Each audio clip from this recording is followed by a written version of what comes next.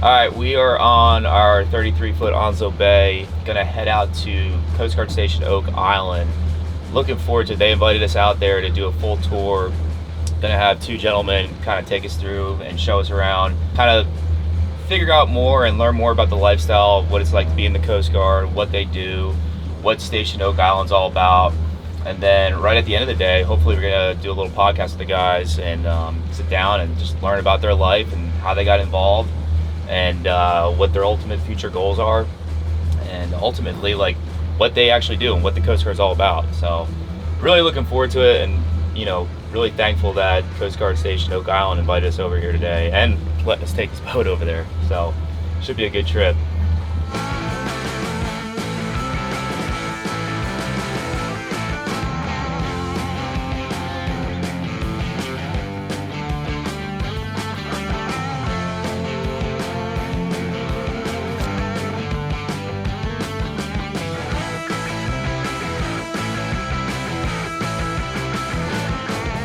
All right, we just arrived here at Coast Guard Station Oak Island. Absolutely gorgeous island. Beautiful station here too. Can't wait to go check it out. A lot of history here, and I'm excited to learn a lot. This is my first time ever at an active Coast Guard station, so it's gonna be a really good time. All right, we're here with Chief Saporito. Nick, appreciate it, man. Yeah, man. He Thanks set for coming. all this Welcome. up for us. As we walked up, you were talking about this here. Tell me a little bit more. Yeah, so you'll see we're at a Coast Guard station, but obviously this does not say USCG. USLHS, this is U.S. Lighthouse Service. So back in the day, way before the Coast Guard itself was established, we were a whole bunch of different components: the U.S. Lighthouse Service, the Revenue Cutter Service, the Life Saving Service, the Steamboat Inspection Service. They all came together and comprised the U.S. Coast Guard as we know it now. All right, guys, we're going to head on in right now. Appreciate it. Bailey Jackson. Billy, what's your role here? I'm bosun's mate second class. Okay. So I'm certified as a coxswain on all of our assets, also as a technical crewman and a boat crew member and a boarding team member. So this is our communications room where our watchstanders stand the watch. We monitor all our channels, working channels, Coast Guard working channels, everything like that. Here's our chart table. So if we have any cases or anything like that pop up, we can come over here, plot them all, get a crew going out. I see you guys got some of these marked right here too. Yep. So right here is our frying pan shoal. So this is all shoal water. So that's just really shallow water that we can't take the boat, or if we do, we have to be cautious about that. Yeah. So where are we headed now? So right over here, we have kind of like a little museum set up. It's all the history of our station with artifacts and stuff like that. A couple over about 20 years ago, station caught on fire. Entire building engulfed in flames. Had to get rebuilt from the ground up. This is actually a little replica here of what the station used to look like. Pretty much the same layout, a little different design. All different kind of artifacts, stuff like that, picture books, everything that got rescued from that fire. It's gonna be in here. Any newspapers and stuff. Chart back there. So wow, yeah, that's a shame though, because whatever was in here is gone. So you had to collect what you could from. Yep. So we stay on duty. So when we're here for 48 to 72 hours. This is our galley here. This is where we all eat breakfast, lunch, and dinner all together. How's the food? Really good. Yeah, we have CSs, which is a culinary specialist, and Awesome. they're our cooks for us, and they do an awesome job here. I don't know. How do you become a cook in the Coast Guard? So it's the same way as any other rate. Yeah. It's an A school that you go to get rated. Same thing like us. We went to MK and BMA school. Yeah. They're going to go to a culinary specialist A school. So they're legit. They know. Yeah, they know what they're It's doing. not like you guys trying to make eggs. No. Yeah, they know exactly what they're doing back there. They're trained for it. All training, if we have meetings in the morning with everybody, the crew and everything, happen right there. That's cool. That made it. This is Yeah, from this the last is station, yeah. From They pulled way this out. back. That's really cool that they were able to kind of salvage what was left. Yeah, kind of made it into an art piece to hang That's up. awesome. So this is our rec deck where we'll do, at night we'll have movie time. The whole crew will come in here, sit together. Check this out.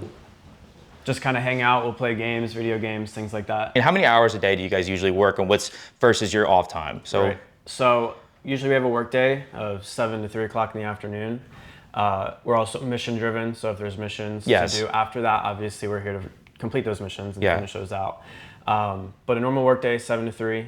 Afterwards, it's your downtime to study for qualifications, work out, hang out, things like that. Awesome. I'm Wyatt. And tell us a little about yourself and your job here at the Coast Guard. I'm machinery technician, second class. Been an MK for 4 years now. Been in 5. Just handle all the maintenance on the boats. Whenever our BMs break them, we fix them. How old are you? I'm 25. Cool. So, and did you get started right out of high school? Or? No, actually I went to college for a year. Wasn't for me. My best friend's in the Coast Guard. He joined right out of high school. So where are we at here? This is your bread and butter right here? Yeah, this is our shop. So we got all of our tools right there and then in the other room. And we need any maintenance, we back a boat up, pull a trailer in, whatever we got to do. Have you always been like tech savvy with this kind of stuff? Yeah, or? I kind of grew up working on engines and stuff, riding dirt bikes and working on my truck. Cool. And then when I joined, I was like, well, I just keep doing that. What's really cool about the Coast Guard is every school that I go to is transferable to the civilian world. Okay. So like all my diesel tech, I've been to Honda schools. That's all good for Nice. So that all transferred over. Yep. Awesome. Yeah. Especially for kids to know that are it hooks you up really. Like you look at 2 candidates for a job in the civilian world. If I want to go be a Marine tech, and they're like, oh, like what's your experience? Be like, well, I have all these certifications from Honda, from Detroit, from Caterpillar, Cummins. I'm like, oh, you're a great fit. Yeah. All right, sweet. So the gym, man, I've been trying to hit it as much as I can lately, but this is nice. We just got it kind of hooked up, new cable machines and stuff came through. It's been long overdue, but no, it's great now. Nice. Try to get in here a couple, at least every duty period. So like before you guys go through boot camp, is there any training that the Coast Guard mandates you do, or is that just all on your own? So like whenever I saw the recruiter, I would go every 2 weeks and I would run a PT test, and I don't know how different recruiters do it, but they do that. So when you get to boot camp and you're not like totally screwed on running a PT test, because it was 12:51 for a mile and a half, 29 push-ups and 38 sit-ups. So it's not easy. It's not easy, no. Yeah. All right, so this is like the main entrance to the station, and you're pointing this building out here? Yeah, so that building right there before Station Oak Island was ever built, that was the original life-saving station right there. Okay, cool. Right to the right of it, you can almost see the top of it. That's an old boathouse. So it used to sit right on the beach. They used to launch right there off the beach. Inside our station, we have a few pictures from when it was an operating station. So what is it now? It's privately owned by, I think it's an older gentleman who owns it. That's and awesome. He lives out of there now. So that's cool. That's got to be a cool little house now. Yeah, yep. You can still see the original Eagle's Nest at top where they did their lookouts. And then we walked over. So this is downtime. Basketball, volleyball. Yep. And you said you had a sports day, correct? Do you guys have like a team or something that you guys all? So we do sports days. We also have a team called the Puddle Pirates. We all have our own jerseys and stuff like that. That's awesome. We did a softball tournament not too long ago up in Yorktown, Virginia against other units. So here's our 29-foot response boats. Their main missions is our search and rescue and port waterway coastal security missions that we do. Mm-hmm. You also see us out there on the water doing safety boardings as well with these boats. Awesome. Both the identical boats, correct? Exact same boat, just different hull numbers. So this is our 29216. You have 4 of your seats inside, all of your equipment. If we want to head on in there, you can. So this is our shockwave seats. They're shock absorbing for when we're offshore, things like that. It just helps for a more comfortable ride. This is where you can control the level of shock. So you have your soft, mid, and firm. So if you don't mind a little bumpy, you can put it on firm. If you want softer, it'll bounce a little more. Bottoms of the seats go down if you need to stand or have more room. Like this here? Yep, just like that. Same with these armrests. They both go up and down. So if you need more room to move around, if we're bringing people on board, pulling someone out of the water, they need somewhere to stand or sit, these seats are where they're at. Dude, that's as nice as it gets, man. I mean, I thought my seats on the Onslow were nice, but dude, imagine sitting like this. Do you mind if I go back in here? Yeah, go right ahead. So down there is just one of our gear spaces. Yep. So here you have all your switches to turn on the boat. Back there, obviously you have like your tow mast headlight, flashlights, things like that. You got your different lights here too that you can switch on and out. Yep. How long are these missions? Like, are you guys running this boat far? I mean, so it really depends on what our mission is. These boats are capable to go up to 10 nautical miles offshore, but we can get a waiver granted to go further than that if we need be. You could be doing missions anywhere from 2 hours up to 8 hours on this boat. Okay. All right, so that was the 29 response boat. Yep. So what are we going to go on next? We have our 47 motor lifeboats, which are right over there. Those are our self-riding boats that we can go check out. All right, let's do it. We have our 47 motor lifeboat. These are the boats that you guys see probably on YouTube that completely roll over, right? Yeah, they're all over the West Coast, the ones that go through the giant waves, and they'll flip over, they'll rewrite themselves. So. And how long did you guys say it can hold upside down? 8 to 12 seconds. Yeah, that's 12 nuts. seconds, it'll pop back up. What's the main purpose of these boats? So this is search and rescue. Search and rescue, okay. This is our bread and butter for search and rescue. Okay, and towing obviously too. You guys bring all these boats back? Oh yeah. Okay, cool. So this is a very important boat to have. Yeah, it is probably one of the most essential boats, in my opinion, that a station can have. Now, with you being in the Coast Guard, have you been through some heavy seas on this boat yet? Or yeah, actually, we went out one day for just some training. We thought it was going to be like 5 or 6, and it was like 14, 15. So, I mean, you can imagine we're already pretty high off the water. Yeah. We usually sit up there on our open bridge, and I was sitting there, the coxswain was sitting in the driver's seat, and started our training, and next thing you know, we're looking at a wave that's like above the open bridge. I'm like, this is no 5'6", dude. That's like 14 foot. So how was that experience though? It's fun. I love it. Yeah. I don't get seasick, so. No, I think a lot of people, if you feel confident and you're safe and you don't get complacent, right. I think yeah, it can be a good adrenaline rush. Yeah, definitely. I mean, if you just have that, confidence, and you tell yourself like nothing's gonna happen. Yeah. You know? We are the Coast Guard. Yeah. You're just out there like this is what we do. It's your job. Yeah. Your boys got your back. Yep. All right, so we're down below here. What's this? What do we got going on? This is our survivors compartment. Okay. So if we pick people up offshore, we'll keep them down here. People can ride down here. We'll keep our gear down here, just out of the conditions and the weather. Right down below is our engine room. Right behind us. It's pretty cramped. We got twin diesels. They're Detroits, and they're old, but they scream. Yeah, I bet they do. Yeah. Tell me, this just caught my eye. What is this? That's a coffee maker. Yeah, I was going to say, is that an old water coffee maker? That's awesome, that's man. our coffee maker. Awesome. What's the cruising speed? Cruising speed, so 2100 is like our top RPMs. We do about 25 knots. Oh, wow, okay. Yeah, and then 1850 is our cruising, and we'll do about 20 knots with that. Okay. So that's faster than the 25 is a little faster than I thought it would be. Right. That's awesome, man. This is where all our fuse boxes are and all of our panels. Yep. We got our CO2 system right here in case, God forbid a fire pops off. So I'm sure you guys know with the dog doors. Yep. Keep watertight integrity at all times. So this boat can fill up, like if the forward peak filled up, it would still float. Okay, so if you shut both of these down and this, okay, that's yeah, awesome. this filled up with water, this boat would still float. That's awesome. It's like a Boston Whaler. This is our, this is our forward peak. This is where the deck keeps all their stuff. That's where we keep PFDs and stuff if we pick people up out of the water, stuff like that. This is the enclosed bridge. We can drive from here. We have our emergency control, so this is our throttles, forward, reverse, and all that. If this goes down, we can use this. So this is throttle, and this is your reduction gear, so forward and back. Coast Guard's great. If you want to go do something and, you tested high enough on your ASVAB, you can go do that job. That's awesome. It is. It's really cool. It seems like there's a lot of flexibility in the Coast Guard. There is. I think, the Coast Guard in general really takes care of its people as best they can. Oh, if qualified captain doesn't work out, this is where I'm going.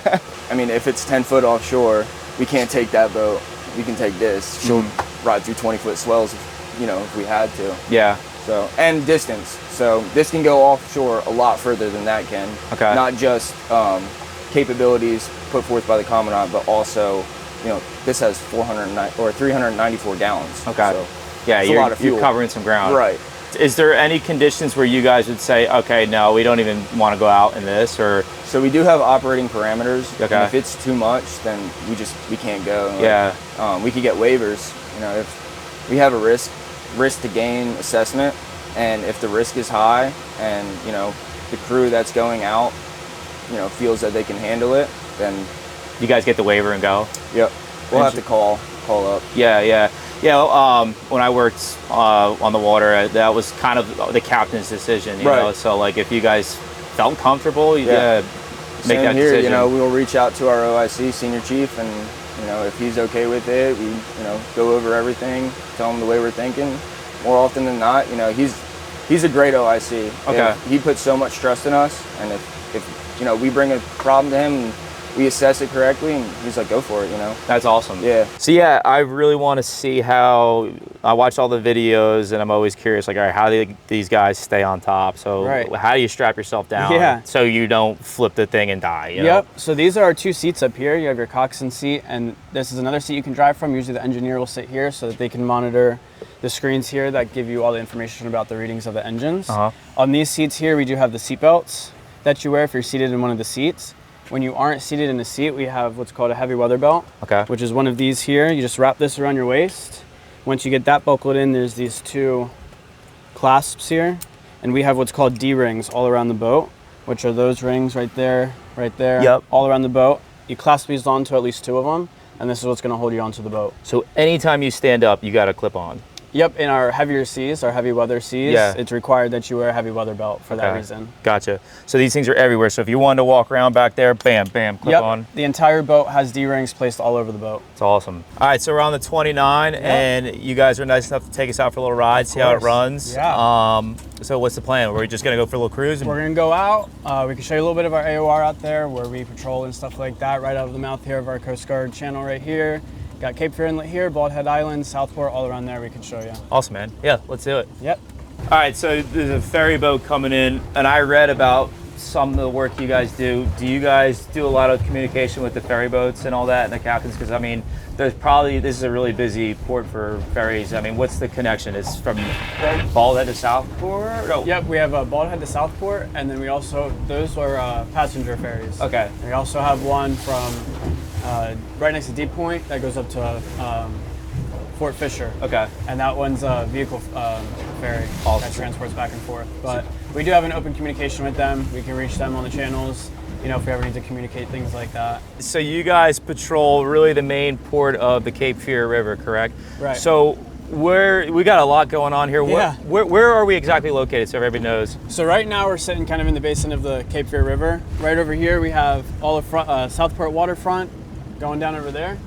And then if you look right over in this direction, that is Fort Caswell right behind us there. Station right behind us right over there. And then directly in front of us is the Bald Head Island. Gotcha.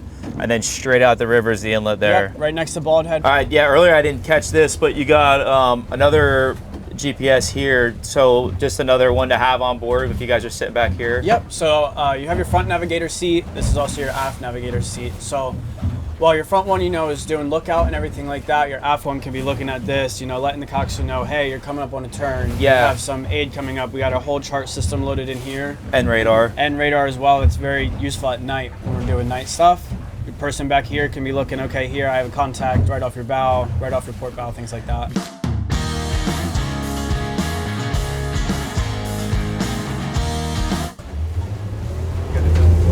All right, so compared to like your normal center console, what's different on here? Yeah, so this boat's unique because it has all the different things that we run for our PWIX missions. Yeah. We have our mounts for our 240s and stuff like that. So when we're running our escorts and tactics trainings, this boat at really high speeds can make really tight turns at a very fast pace and still be a stable platform to handle these weapons that we have. Gotcha, yeah, because you got guns on board. That's all they're holding on to. Right, yeah, when we have our forward gunner, they got that 240, that machine gun mounted up on top, and that's what they got to hang on to during those turns. And you're running wide open like this. Yeah. That's awesome, man. Yeah, for sure. And the seats are built, you know, you can adjust it however you want, soft, hard. Built to absorb that shock and make it a more comfortable, stable ride during those Not missions. a bad job, not a bad lifestyle. Yeah, not at all.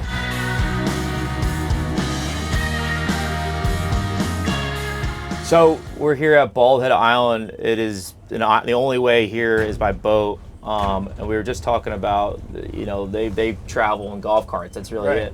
So any sort of medical emergency on Bald Head, it's the Coast Guard brings everybody back to EMS, correct? Yep. So have you guys had any situations here? Many times. You know, it mainly happens at night, or if it's urgent medical, they need a medical assistance right away.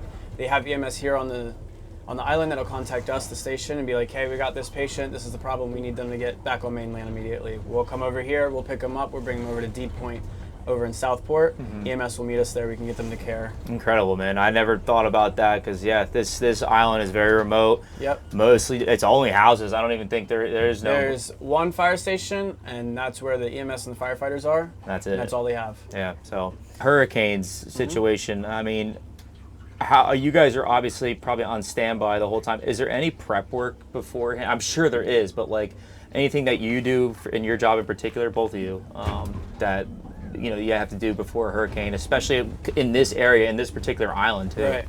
Yeah, we do a lot of preparations to our boats, make sure our boats are safe, because you know we're the first ones back doing that after the hurricane, doing sweeps of water and stuff like that. We'll take our boats to safer areas, make sure that they're safe. get our crews to safe areas, and once that storm is over, we're the first ones back out to respond to any hazards to navigation and things like that. So you guys are obviously the first ones back. I mean, how soon? Like, do you guys stay on the station if you can, or? We'll stay through the whole storm unless there's a mandatory evacuation of the island. Okay. Once that mandatory evacuation hits, that's when we're going to evacuate as well. Once that evacuation is gone and no longer in place, we're back very soon after. So that's why they tell you guys, if it's a mandatory evacuation, if you don't go, you're on your own. Yeah, but it's very important to listen to those messages that come out. Yeah, we're gonna see if this thing's qualified or not. Are y'all good? Yeah.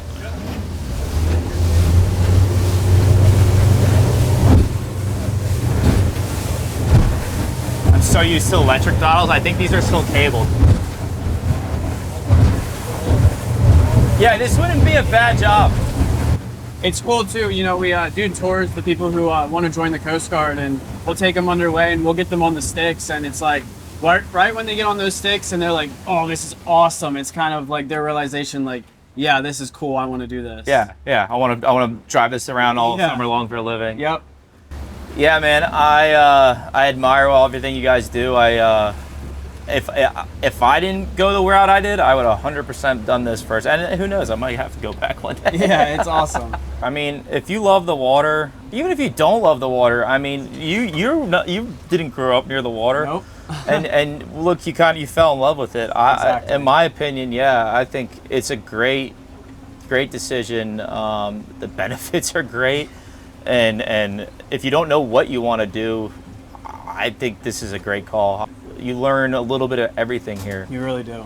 And if you want to live on the water and become a better waterman, this is the way to go. I'm jealous. Yeah, it's a good time. I'm jealous.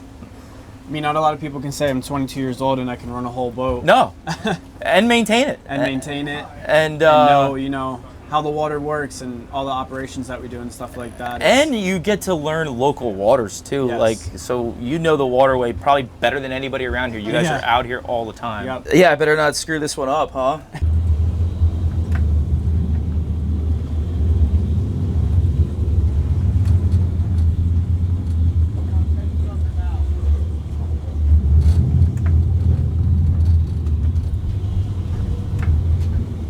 That wind's gonna help me big time here. Yeah. And I think I'm freaking nailing this one.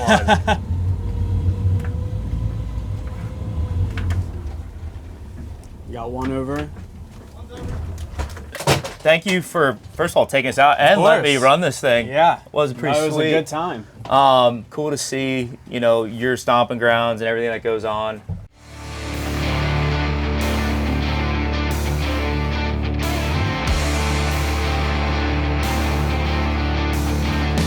You guys got a mission that you're doing today. It came in perfect time to check it out.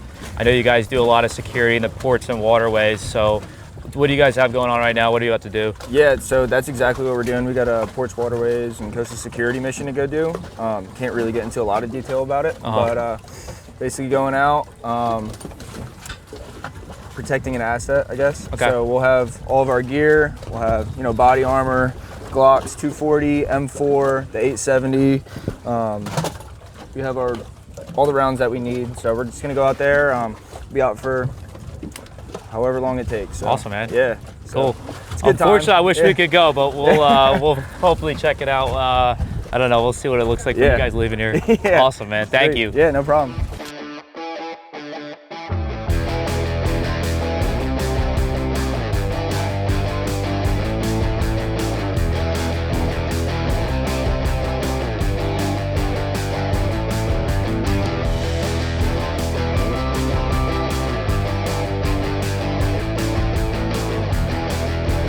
All right, man. We just had a normal chill day, and all of a sudden the switch just flipped here. Sure did. I know you guys got an escort mission, and so what is your role today? So today I'm acting as our bow gunner. So that means I'm sitting behind that gun right there, which is our 240 machine gun. I'll be sitting up on the bow once we start our PWIX mission. I'll be up there. Person that sits up here is the person who mans that gun, as well as he's the first person to make contact with the public. So when we pull up alongside a boat, you know, just talking to them like, hey, let them know what we're doing and let them know that they can't go into certain places. Awesome. 22 years old.